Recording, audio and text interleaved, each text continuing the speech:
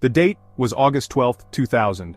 It was a day that would be etched into the annals of history, a day that would bring a nation to its knees in grief and sorrow. The world watched in horror as news broke of a disaster in the Barents Sea. Television screens flickered with breaking news alerts and headlines screamed of a catastrophe that had struck the heart of Russia's naval prowess. The Russian submarine Kursk, a symbol of national pride and military might, had sunk during a naval exercise.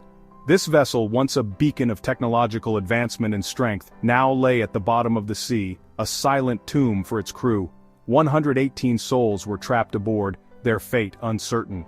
The crew, composed of some of the finest sailors and officers, faced an unimaginable ordeal. Their families, friends, and a nation waited with bated breath, hoping for a miracle that seemed increasingly unlikely. The Kursk disaster sent shockwaves across the globe. News outlets from every corner of the world covered the tragedy, and the international community expressed its condolences and offered assistance. The sinking of the Kursk was not just a Russian tragedy, it was a human tragedy that resonated with people everywhere. It was a stark reminder of the unforgiving nature of the sea and the ever-present risks faced by those who serve beneath the waves. The ocean, vast and mysterious, holds many secrets and dangers, and the men and women who navigate its depths do so with courage and resolve. The incident immediately raised questions about the safety of Russia's aging submarine fleet and the government's ability to respond effectively to such a crisis. The Kursk disaster highlighted the urgent need for modernization and reform within the Russian Navy, and it sparked a national debate about the state of the country's military infrastructure and preparedness. As the days turned into weeks, the hope for a successful rescue dwindled. Vigils were held and memorial services took place across the nation. Flowers and candles were placed in remembrance of the brave souls who had perished.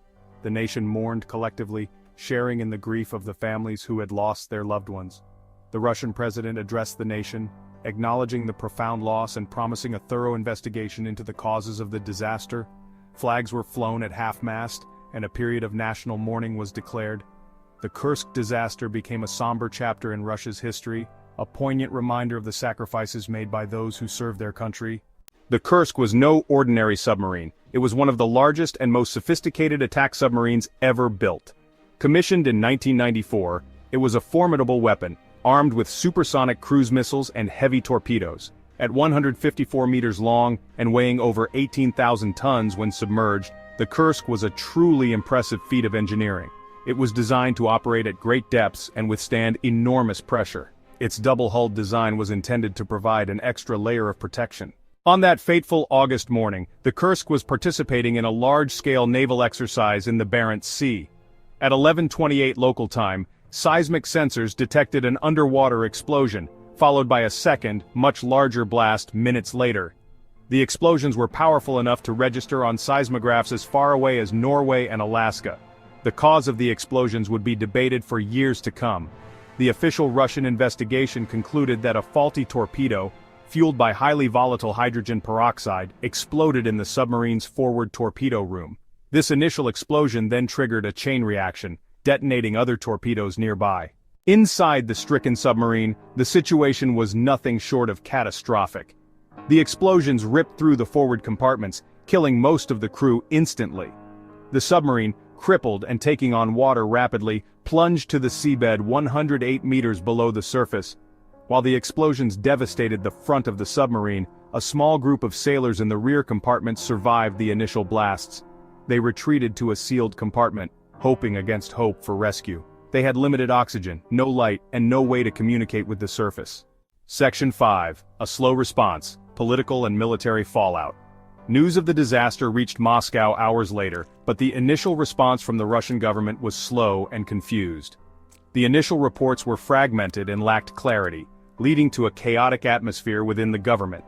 Officials scrambled to understand the magnitude of the situation, but the lack of immediate information hampered their efforts.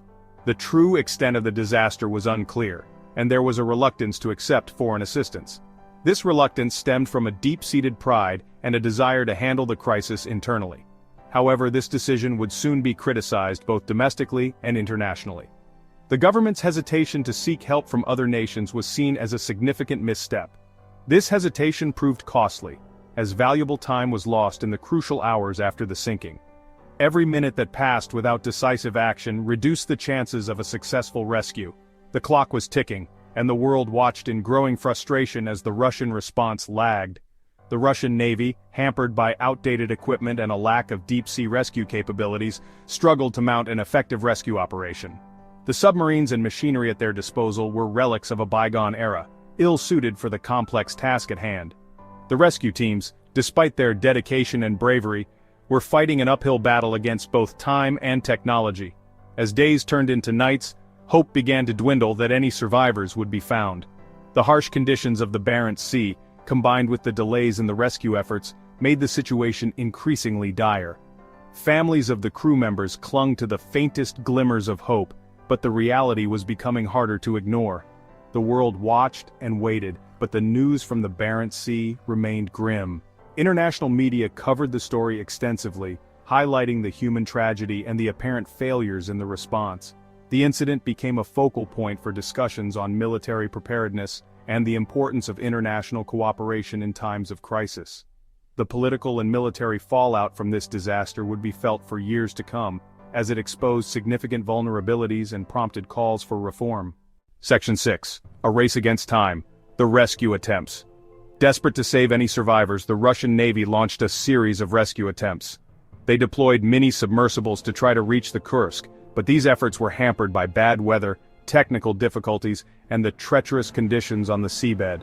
International offers of assistance, initially rebuffed, were eventually accepted. British and Norwegian diving teams, equipped with sophisticated deep-sea rescue equipment, arrived at the scene, but it was already too late. A dive team finally reached the Kursk, only to confirm that there were no survivors. Section 7. Raising the Kursk, the Salvage Operation. In 2001, a year after the disaster, the Russian government contracted a consortium of Dutch companies to raise the wreck of the Kursk. This was an incredibly complex and risky operation given the size and weight of the submarine and the depth at which it lay. The salvage operation involved cutting away the entire bow section of the submarine, where the explosions had originated. The remaining hull section, containing the bodies of 115 sailors, was slowly and carefully lifted from the seabed and transported back to Russia. Section 8. Lessons learned, submarine technology and safety. The Kursk disaster served as a wake-up call for navies around the world.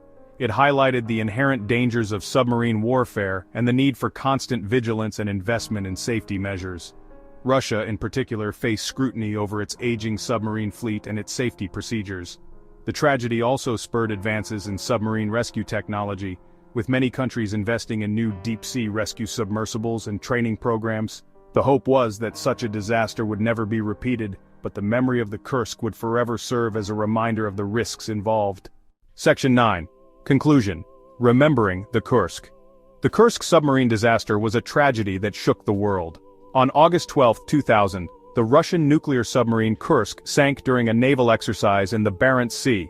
The incident not only claimed the lives of 118 sailors but also left a profound impact on the global community. It claimed the lives of 118 sailors, each of whom had dedicated their lives to serving their country. The loss was felt deeply by their families, friends and colleagues who gathered to pay their respects and honor their memory, leaving behind a legacy of grief and unanswered questions. The families of the victims were left to grapple with the sudden and tragic loss of their loved ones, and the world watched in sorrow as the events unfolded. While the exact cause of the disaster may never be definitively known, extensive investigations have provided some insights. It is believed that a torpedo explosion in the forward compartment triggered a chain reaction, leading to the catastrophic sinking of the submarine. The lessons learned from the Kursk continue to shape submarine safety protocols and technology to this day. The disaster prompted a thorough review of submarine safety measures, leading to significant advancements in technology and procedures designed to prevent such tragedies in the future. The memory of the Kursk serves as a somber reminder of the sacrifices made by those who serve beneath the waves. These brave individuals face immense risks in their line of duty, and their dedication and courage are honored through memorials and tributes around the world. It is a story of courage, loss, and the enduring power of the human spirit, even in the face of unimaginable tragedy.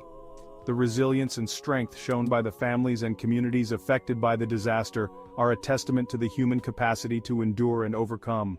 The Kursk disaster will forever be etched in the annals of naval history, serving as a poignant reminder of the dangers faced by those who operate beneath the ocean's surface. It has become a significant chapter in the history of naval warfare and submarine operations, a reminder of the fragility of life and the unforgiving nature of the deep. The ocean, with its vast and mysterious depths, holds both beauty and peril. The Kursk disaster underscores the need for continued vigilance, innovation, and respect for the powerful forces of nature that lie beneath the waves.